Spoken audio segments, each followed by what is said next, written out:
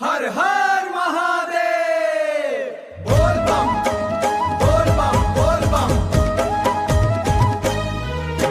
सावन के आए गूंजे डमरू के तान, डमरू के तान। सावन के महीना आइस रे संगी, गूंजत है भोला के नाम। कांवड़ धर के चलथन भगतन, जय जय होवै शिव धाम।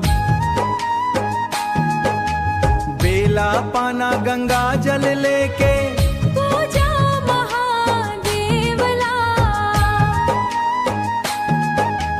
मोर मन गावत भक्ति गाना, जय भोला बम बम भैया।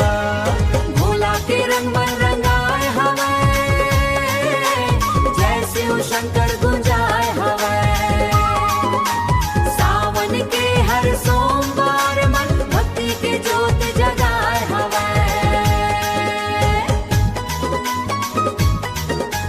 हर हर महादेव। बोल बम।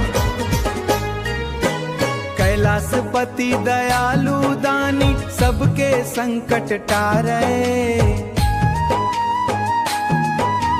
जैन घलो लेवे सच्चा नाम, ओकर भाग खुल जावे।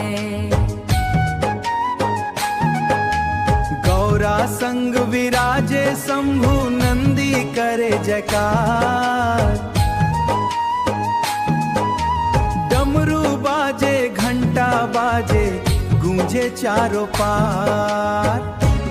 ओम नमः शिवाय, ओम नमः शिवाय, ओम नमः शिवाय, ओम नमः शिवाय।